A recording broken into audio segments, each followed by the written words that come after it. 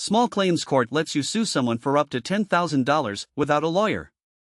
Imagine being able to take someone to court and get the money you're owed, all on your own.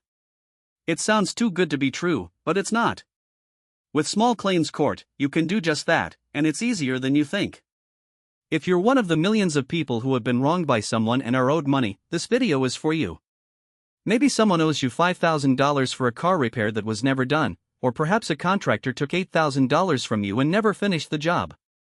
Whatever the reason, small claims court is a great way to get the compensation you deserve.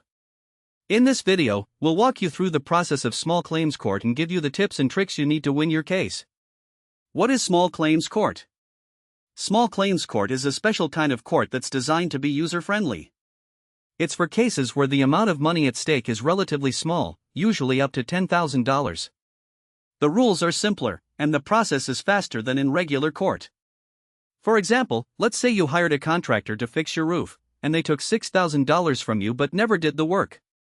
You could take them to small claims court to get your money back. How to file a claim? To file a claim in small claims court, you'll need to fill out a form and pay a fee, which is usually around $50 to $100. You'll need to provide some basic information, like the name and address of the person you're suing, and a brief description of what happened. For instance, if someone borrowed $3,000 from you and never paid you back, you could file a claim against them in small claims court. Preparing for court. Before you go to court, you'll want to gather any evidence that supports your case. This could include things like receipts, contracts, and witness statements. Make sure you have all your documents organized and ready to go. For example, if you're suing someone for $4,000 for a damaged car, you'll want to bring photos of the damage, as well as any estimates for repairs. Presenting your case. When you're in court, you'll have the chance to tell your side of the story. Be clear, concise, and respectful, and make sure to stick to the facts. Don't get emotional or aggressive, as this can hurt your case. For instance, if you're suing a former landlord for $2,000 in unpaid security deposits, you'll want to explain why you're owed the money and provide any relevant documentation. What to expect in court.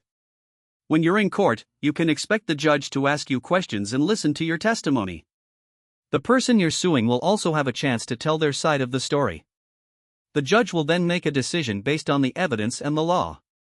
For example, if you're suing someone for $9,000 for a breach of contract, the judge will consider the terms of the contract and the evidence you presented before making a decision. Tips for winning your case.